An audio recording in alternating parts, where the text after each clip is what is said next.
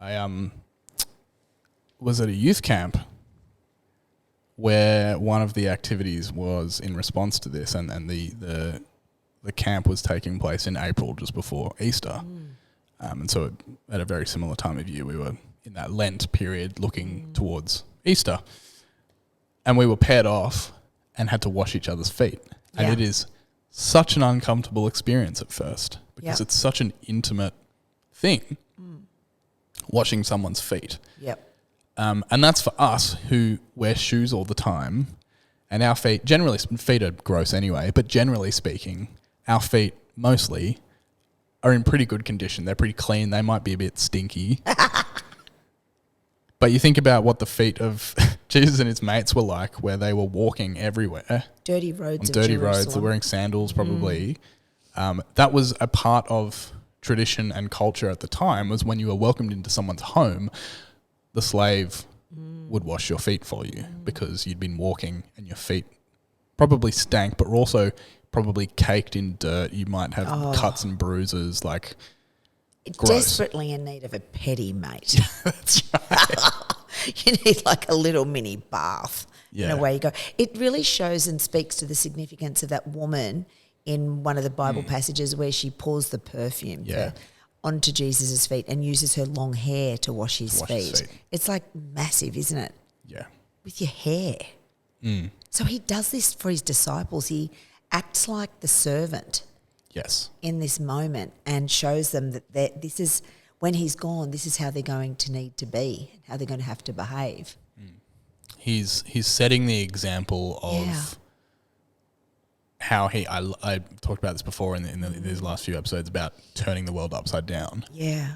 Where Jesus, who they think is meant to be the great leader, is suddenly stripping off and washing their feet. Yeah. Which is intensely confronting for them. It's a flip, isn't it? Yeah. And I was reading this, I'll share this with you. It says, Jesus cared so much about the details of his followers' lives, he was willing to get messy to reach, teach and show undeserved love to his ragtag group of disciples. And it's really just very true today, isn't it? You know, Jesus cares even about the tiniest little details of our lives and is willing to get messy with us to show us just how much he really does love us. I think that's just so amazing. Nothing too small. There's nothing too small for him. No needs are too dumb or stupid. No stress is insignificant for God because he cares about even our stinky feet. It's pretty powerful stuff, isn't it? I'm in the diaconate in the Uniting Church, Jonty, and this is a funny thing. We used to laugh about this in seminary. So the ministers of the words, the people that are generally the ones that are at the front of the church, ministering to the gathered community, wear their stoles around their neck.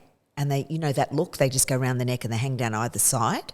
And but the deacons, the way that we wear our stole is a little bit like the Miss America sash, swooshed off to the side, which is so much sexier, if you ask me.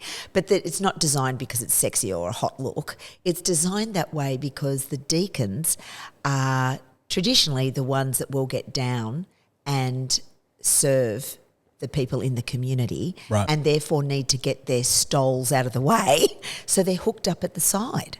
There you go. Yeah, that's the deacon sash bit. Pretty cool, isn't it? Yeah, it's a nice bit of church trivia. Yeah, I know, I love it. I just love it. Being able to wash the feet of people. You know, you know how you talked about it being a weird thing. Just when I have my nails done, I love having my nails done. It's one of those care things that I've been doing for myself for a long time. I really like them. They just make me feel like a girl. And occasionally I'll get my toes done as well, particularly in summer. And it's the weirdest thing to have somebody down, kneeling down, you know, gouging the crap out of your toes and filing your dead skin off your heels. It's just gross. It really is. It makes me feel humble and uncomfortable. Even though I'm paying $50, I still feel really uncomfortable just sitting there taking it all in, you know. Yeah. Plus it's uncomfortable physically. I have had semi-recently a ligament strain on one of my toes. Yeah, weird. So my chiro has had to get right in there with their thumbs and work away on the Ooh. top of my feet and all of this stuff. And it's Weird. just a weird experience to have someone, Yeah. which I don't know what the psychology is with hands and feet, but like someone touching your hands is Yeah. more intimate than, I don't know, touching on the shoulder or something. Definitely. And I think there's a similar thing with your feet because they're often covered as well. Yeah, I would agree. Yeah, we have an ongoing joke at our home church group, shout out guys, that I'm often the guilty party, someone showing up in slides or thongs or whatever and having their feet out, and just you're met with a chorus of people telling you to put your dogs away. And I feel like having someone wash the dogs for you is such a intense, personal, intimate thing. Yeah, it is. Because it's not only a Jesus humbling himself to the point, Yeah. to the position of the servant, but it's also a humbling himself relationally to each of his disciples. And this is before the Passover meal. Yeah, They've just rocked up. they're preparing for the meal. Yeah, they're gonna recline, I believe, and have their feet in each other's faces as they're dipping their hands into their. I'm imagining they have some, well, they'll have the flat bread and they'll Yep. have the bit of herbs and they'll have the bit of lamb. They'll do all the thing, right? Yeah, They'll have a beautiful meal with each other's feet in their face, and Jesus is going to do the bathing of his 12 before they've even started the meal. It's a big deal. yeah, He sets the tone, doesn't he? big time. And Simon Peter is like, dude, what are you doing? You don't get to wash my feet. You're far too important for that. Yeah. He gets And- weird, doesn't he? When Simon Peter then flips, when Jesus is like, no, like, he says, where is it? Blah, blah, blah, blah, blah. Unless I wash you, you have no part with me. Yeah. At which point he says, in which case, wash my hands and my face, and like, I want to be washed by you. I don't think Simon Peter realizes the enormity of what he's committing himself to, the act of following Christ and taking up the responsibility of being the one that will humble yourself to wash other people's feet. And you're about to become a servant, brother. Yeah. If you follow me. I think he's like, well, I understand that Jesus is important and that I am devoting my life to him, but I don't think he quite realizes the enormity of what he's then actually committing himself to, which is why Jesus responds the way that he does. He kind of is like, it's interesting. He says those who have had a bath need only to wash their feet because their whole body is already clean, and you are clean, though not every one of you. So he's hinting towards Judas there, which is interesting. I don't know what to. Maybe on another occasion we'll unpack that part of the passage about why Simon Peter is already clean.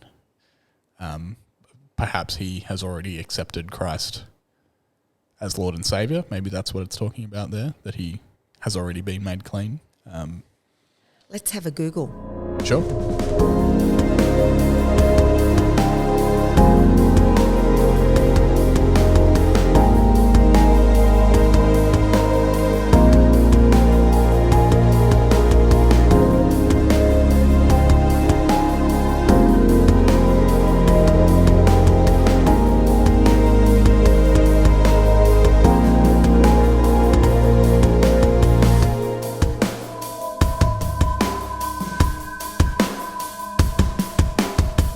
So on a quick Google of what does John 13 verse 10 mean, it says, after objecting to the idea of Jesus washing his feet, Peter is told that he has no choice. He responds by asking Jesus to cleanse his feet, his head and his hands as well.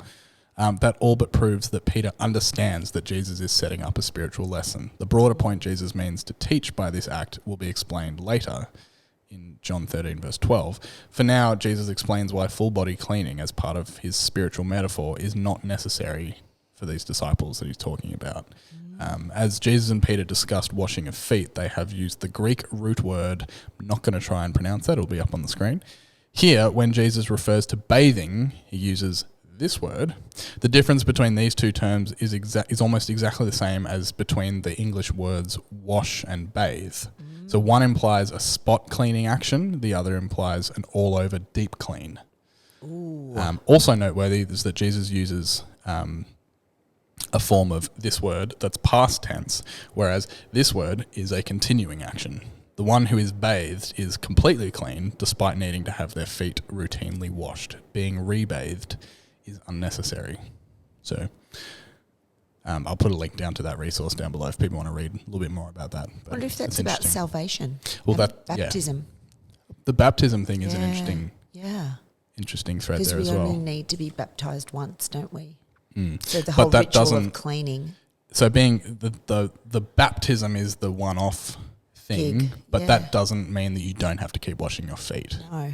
Which I actually really like that. I identify with that, is like, just because you're baptized doesn't mean you can Get then to be a dick. sit back and relax and you've sorted everything out. You got to keep working on it. You got to keep washing your feet every time you walk in someone's house. Be humble. In the metaphor. Yeah, exactly. In the words of the great Kendrick Lamar, sit down, be humble. Hey, you just watched a highlight from the Filthy Hope podcast.